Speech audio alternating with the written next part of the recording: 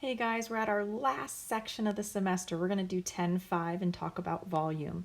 We'll do a couple different videos to finish off this section, and then I'm going to do another video and go over a few problems from the extra practice worksheet. I highly suggest you look over those questions, do them. They're very good problems to help you prepare for the exam over this unit, okay? All right, so last section here, 10.5, we're going to talk about volume. Remember back in chapter 9, we talked about that volume really means the space that an object takes up. And so we can find the volume of all different types of three-dimensional figures depending on what their shape is.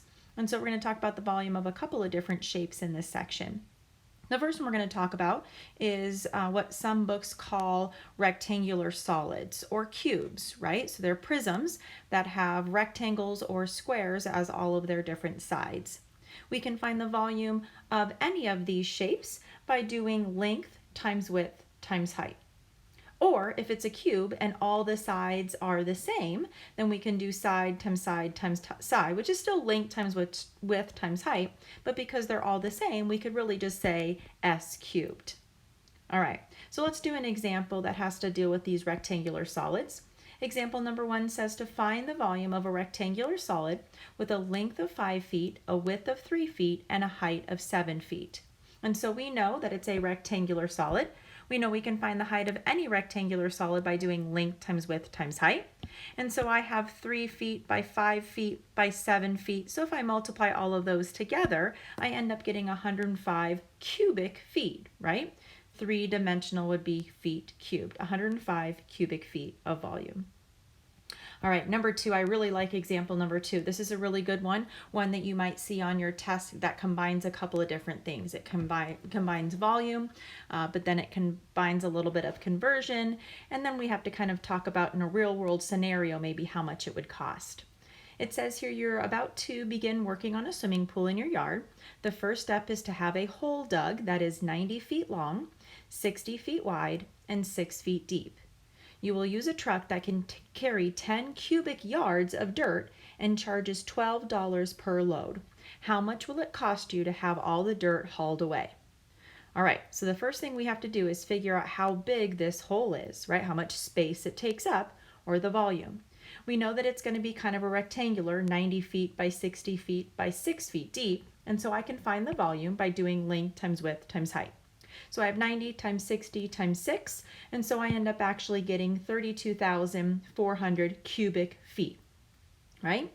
But the company, when they give you the information, they say that the truck only carries 10 cubic yards. So they don't give you the information in cubic feet, they give you the information in cubic yards. So we have to get out of cubic feet and into cubic yards. So I'm going to do a little bit of dimensional analysis from back in chapter 9. I'm going to get rid of the feet cubed by putting that in the denominator. I want to convert into yards cubed, so I'm going to put that in the numerator. And then I've got to figure out how many feet cubed are there for how many yards cubed. Remember, look at your formula sheet if you can find it, but you should end up having a 1 over 27. So for every 1 yard, there's 3 feet. For every 1 square yard, there's 9 square feet. And for every 1 cubic yard, there's 27 cubic feet. So I don't know if that's actually on your formula sheet, so make sure that you know what that is, maybe even putting that on your note card for the test, okay? So for every 1 cubic yard, there are 27 cubic feet. So I can convert this 32,400 cubic feet into cubic yards by dividing by 27, and I end up getting 1,200 cubic yards. So we end up having 1,200 cubic yards of dirt, and we need to haul it away. Now remember, the truck can carry 10 cubic yards at a time. So can I divide that by 10 cubic yards to figure out how many loads it would take? So it's actually going to take us 120 loads to get rid of this dirt. Remember, each load charges $12 a time. So I'm going to multiply that by 12, and it's going to cost me, just to get dirt out of your backyard, $1,440. I really, really, really like this question. It has lots of good stuff in it, has some volume, has some conversion, has you kind of critically thinking about how many loads and how much it would cost you. I really like this example. I want to make sure that you understand that example. So if you have any questions about example number 2, please, please, please let me know. Okay? All right, those 2 examples were about rectangular solids. Let's talk about pyramids. On a pyramid, you have a particular base. Now the base can be any sort of shape. It can be a rectangle, it can be a square, it can be a triangle. You have all different types of pyramids. So you have a base, and then all of these sides go up to a kind of meet at one end, so kind of a tip, right? And so we can find the volume of any pyramid by using this formula. We have 1/3 big B times H. Now I don't want to say 1/3 base times height, because this B, it's a little bit different than just a base. The B, the capital B, actually represents the area of the base of your pyramid. So if your pyramid is a square base, then you need to find the area of the square as the big B. If the base is a rectangle, then you need to find the area of a rectangle. If it's a triangle, then you need to find the area of that triangle, and then still multiply it by the height of the pyramid. Not crooked height, slant height, but the actual height. Remember, that's perpendicular to the base. Okay, so it's 1/3 times the area of the base, depending on what the shape is, times the height of that pyramid. All right, let's do an example of this one. It says here the Transamerica Tower in San Francisco is a pyramid with a square base. It is 56 meters tall, and each side of the square base is 52 meters long. Find its volume. So we know it's a pyramid. We know that there's a formula for the volume of a pyramid. It's 1/3 times the area of the base times the height.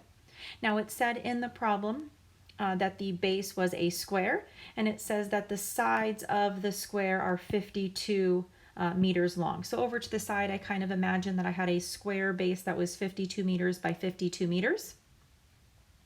If I'm trying to find the volume, I want to do 1/3 times the area of the base times the height.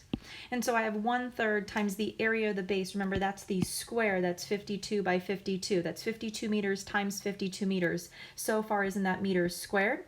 But then I'm going to multiply it by the height of the building, which is the 256 meters. So meters squared times another meters would actually give us the meters cubed, the cubic meters.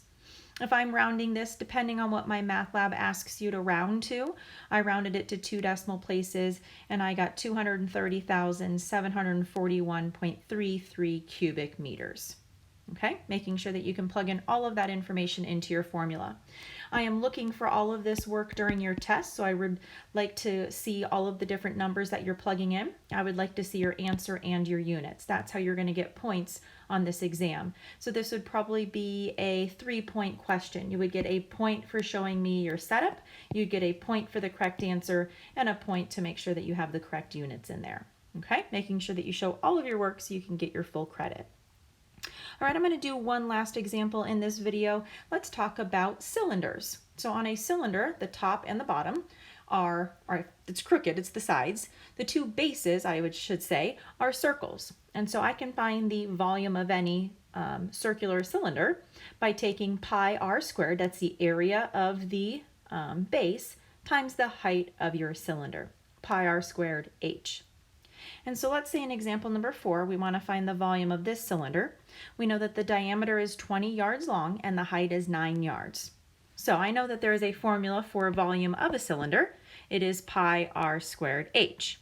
Now the radius of this is only 10 yards, right? If the diameter is 20, then that means the radius is 10. So be careful with that.